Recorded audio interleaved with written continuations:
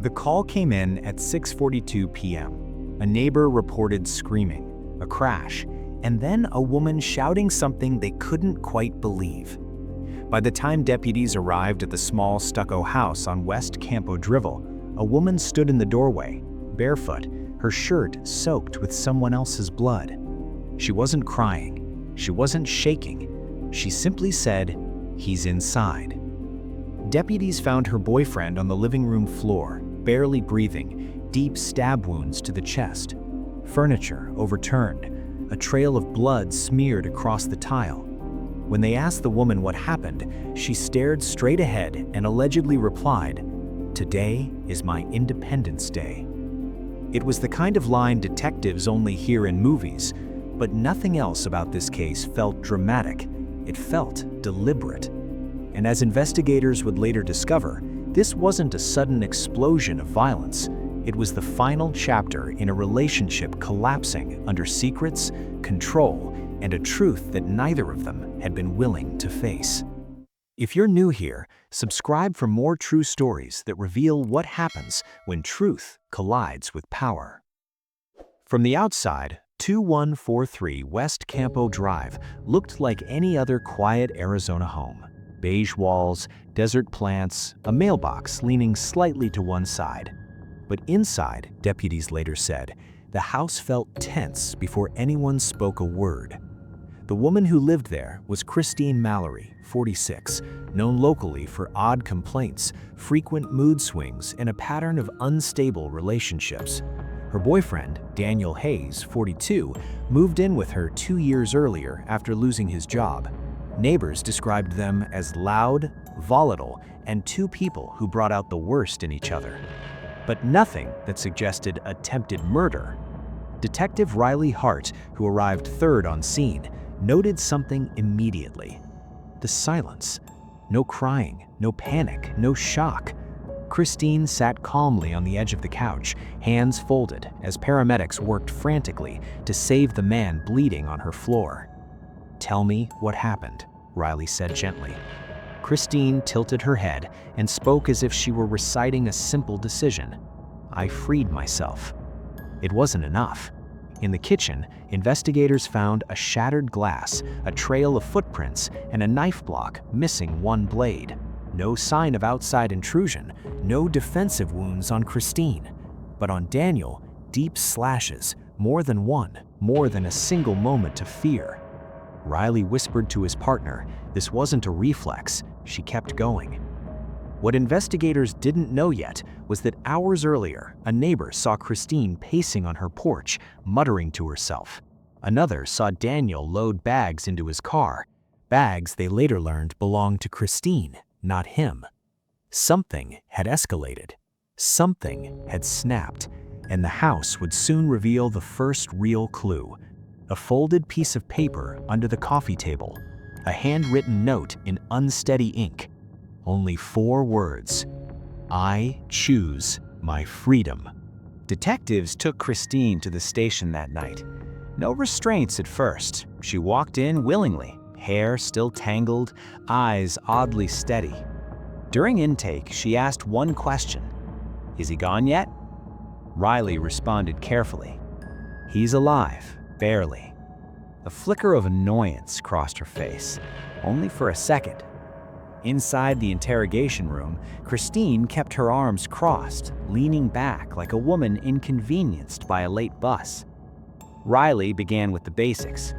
"What happened tonight?" Christine shrugged. "We argued. I ended it." "Ended the argument?" "No," she said plainly. "I ended him."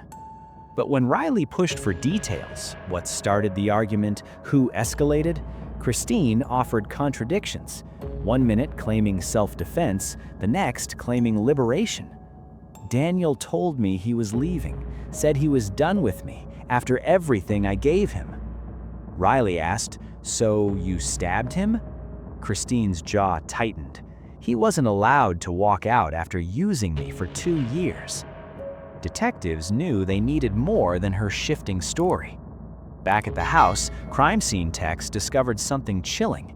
Daniel's bags in the car were neatly packed, clothes folded, toiletries zipped, It wasn't the frantic packing of a man fleeing violence. It was someone preparing to leave for good. In domestic cases, that's the most dangerous moment. People don't talk about it enough, but the day someone decides to walk away is the day violence most often erupts. Neighbors confirmed hearing the argument escalate. "He yelled first," one said. But she screamed something like she owned the place, like he wasn't allowed to breathe without her permission. Then came the sound of breaking glass, furniture overturning, a short silence, followed by 3 sharp screams, and then the line investigators wrote in their report. The suspect shouted, "Today is my Independence Day." Whether she meant emotional independence or freedom from consequences was still unclear, but detectives were beginning to understand something crucial. This wasn't a spontaneous fight. Christine had been unraveling long before the knife ever left the block. The following morning, Daniel Hayes was still alive but unconscious. Surgeons removed the blade and stopped the bleeding, but the damage was severe. Detectives needed answers quickly. They started by mapping contradictions. Christine insisted Daniel attacked her first, but she had no bruises, no cuts, no torn clothing. Daniel, meanwhile, had defensive wounds, deep marks along his forearms where he had tried to block the knife. Christine claimed he was drunk and violent. Toxicology later showed Daniel had no alcohol in his system. She claimed he threatened her, but a neighbor's Ring camera captured audio, a male voice pleading, "Christine, stop," followed by a crash. Then something else emerged.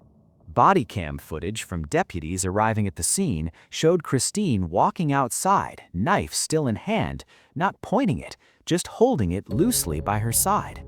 Her voice could be heard faintly. "He's finally gone. He's finally gone." Riley replayed the footage 10 times, listening for tone. It wasn't relief. It wasn't fear. It was satisfaction. He visited Daniel's sister, who broke down as she spoke.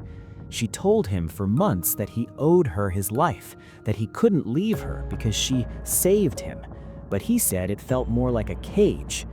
In the medical records, evidence of controlling behavior surfaced, multiple ER visits where Daniel had unexplained bruises. He always insisted he bumped into something. Detective Hart noted something common in domestic cases, but often overlooked when the genders are reversed. Control doesn't always look loud. Sometimes it looks quiet, persistent, suffocating. The argument that night was the tipping point. Christine saw Daniel leaving not as a breakup, but as betrayal. But the most haunting discovery came from the neighbor who heard the aftermath. "I swear," she told detectives, eyes wet. After the stabbing, Christine started humming, like it was relieved, like it was over. Detectives requested access to Daniel's phone. The messages painted a picture far more disturbing than anyone expected. 2 weeks before the stabbing. "Daniel, we need space. This is too much." "Christine, you don't get space. You get me." 3 days before the stabbing. "Daniel, I'm moving out Friday." "Christine, try it. See what happens." A voicemail left earlier that afternoon revealed the final tipping point. Daniel's voice was tired, calm, resigned. "Chris, I'm leaving today. I can't keep fighting. I appreciate everything you did, but staying here feels like drowning. I'm not angry. I just want peace." He never got to send a second message. Detectives believe Christine confronted him before he could finish packing. Meanwhile, hospital staff reported something that chilled every investigator. Christine came to the ICU that morning. When told she couldn't enter the room, Christine leaned against the wall and whispered, "He was supposed to be gone." Not, "I hope he survives." Not, "Is he conscious?" Just a quiet disappointment. Detective Hart began assembling the timeline. 4 p.m., Daniel packs. 5:12 p.m., heated argument captured faintly on Ring camera. 5:22 p.m., first crash, glass breaking. 5:27 p.m., first scream. 5:29 p.m. Today is my Independence Day. 5:32 p.m. Silence. 6:42 p.m. Christine calls 911 from a neighbor's phone. She did not dial it herself. Riley realized something. She waited over an hour before seeking help. If help had been called immediately, Daniel's condition might have been less severe. Back at the station, Christine's interviews grew colder. Asked why she delayed calling for help, she shrugged. "I needed to breathe," she said. "It had been a long day." Investigators felt something shift then. This was not a crime of passion, not a sudden snap. It was a decision, one Christine believed she had the right to make. The motive wasn't independence, it was ownership. The courtroom filled every morning.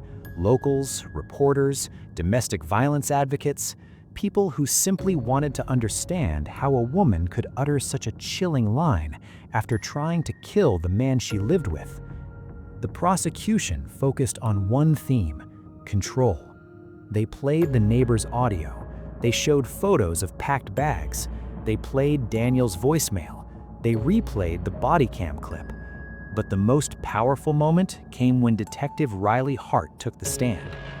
"This wasn't self-defense," he said. "This was punishment." Christine's attorney argued mental health deterioration, stress, a history of trauma, a moment of emotional collapse. But on the stand, Christine didn't collapse. She didn't waver. She didn't show remorse.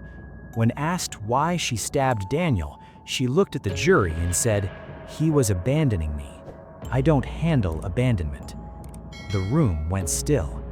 Then the prosecutor asked, "And what did you mean when you said, 'Today is my Independence Day'?" Christine took a slow breath. "It means I finally took control of my life." Gasps filled the courtroom.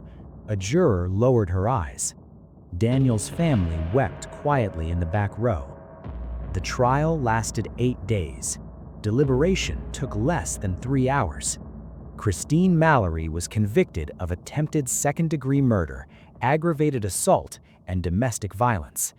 As the judge read the verdict, Christine's face hardened, not in shock, not in regret, but in defiance, like a woman who believed the world misunderstood her victory. When deputies escorted her away, she whispered, "I'd do it again." Detective Hart later said that hearing those words confirmed something that had haunted him since the night of the crime. Christine didn't lose Daniel that day. She tried to make sure he could never leave her at all. And in the end, the only independence she gained was from the outside world. If you believe stories like this deserve to be told, subscribe and turn on notifications. We tell real cases that expose the human cost of justice and the people who fight to make it right.